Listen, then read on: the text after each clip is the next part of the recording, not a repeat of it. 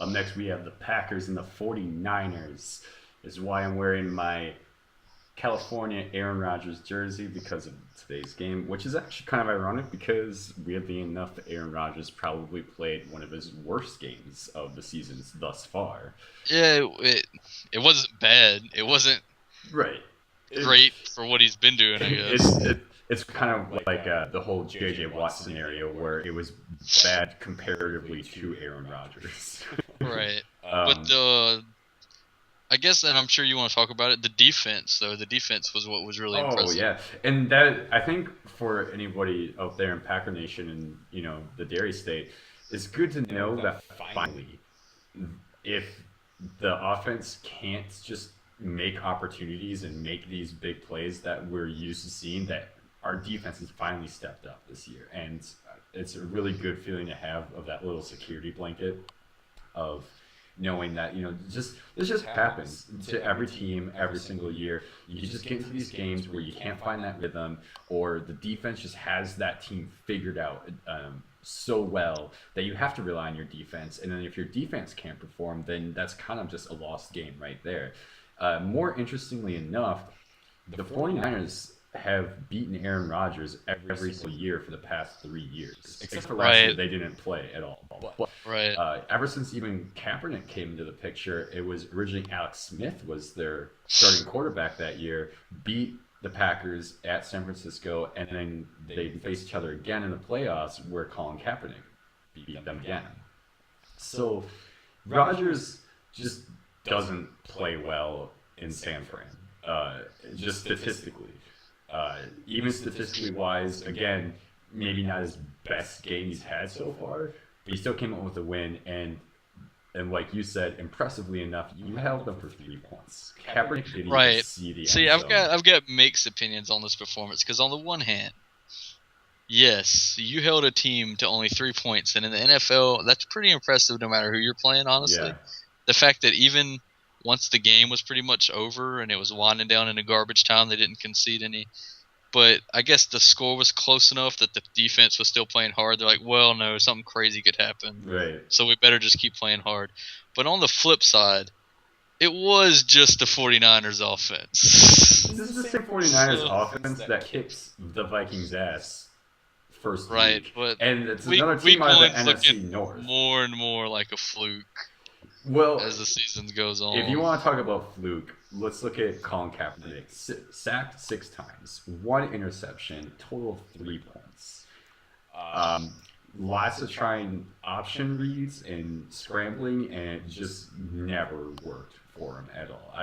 Packers stopped Carlos Hyde for I think 22 yards. They stopped Reggie Bush for 6. Nothing. I mean, granted, probably by second half they're not going to run the ball as much, and I understand that. But still, you're going off first half stats, and you have a total of 30 yards. Yeah, Rushing.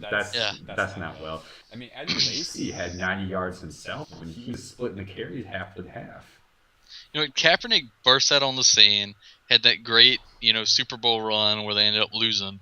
But since then, he's really fallen off, and I honestly think he would have benefited sitting behind at least another, Alex Smith for at least another year.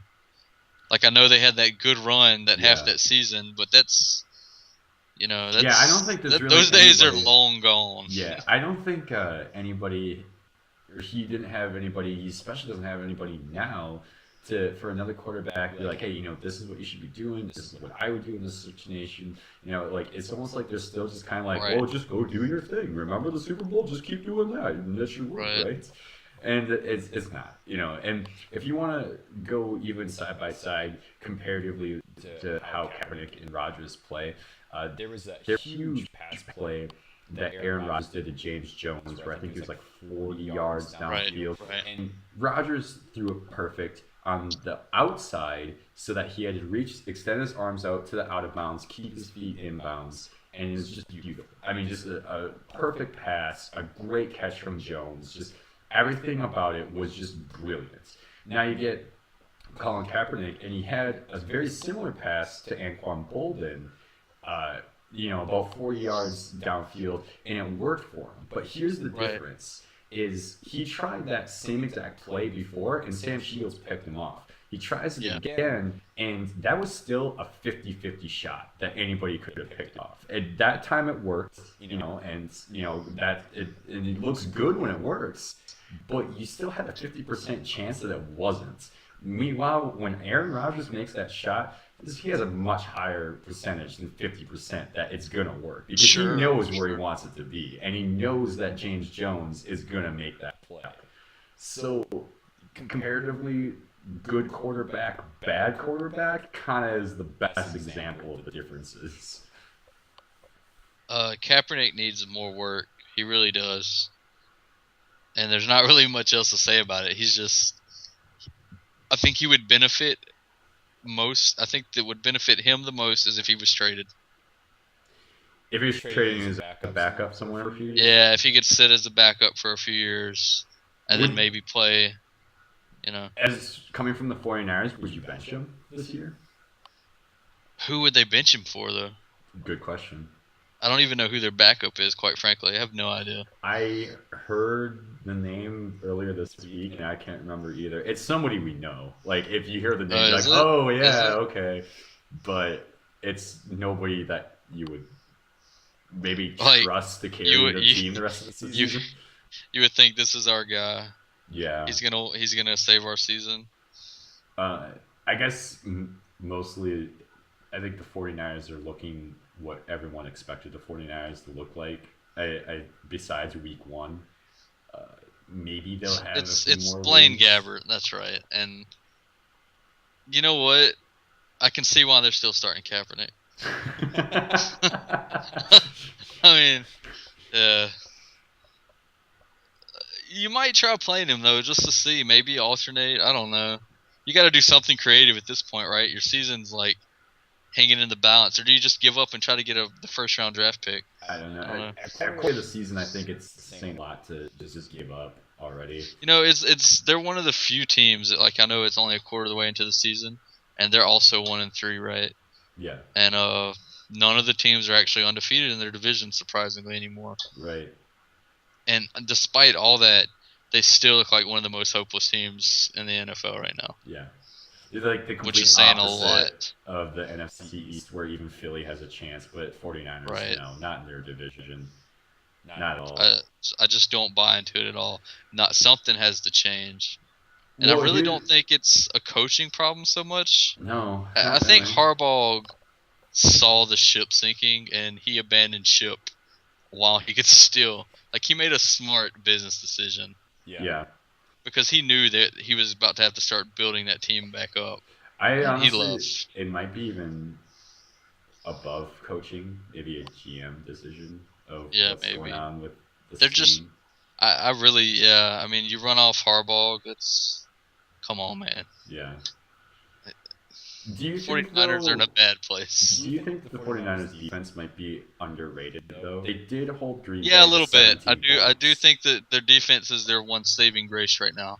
And if their offense could get it together, then they could be a dangerous team. Their quarterback pressure was impressive. I give them that. I think they had. I know they had at least 1 sack on Rodgers, maybe 2. I know 1 for sure. And playing in that division, every team has a pretty stout defense, though. You kind of don't have definitely.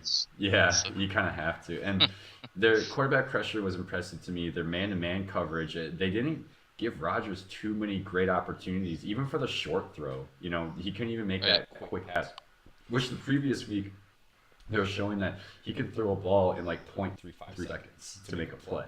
And they wouldn't even give him that amount of time to make that kind of play. So that was pretty impressive, which goes back to why I think Rodgers only had Rodgers only had 1 touchdown himself, and the other one was to John Kuhn. So John Kuhn got a touchdown this year. That's funny. And I think more interestingly enough, the coming out week, Packers and St. Louis, and now you get to go to back-to-back teams coming from the NFC East, and a team who beat Seattle and the Cardinals coming to Lambeau.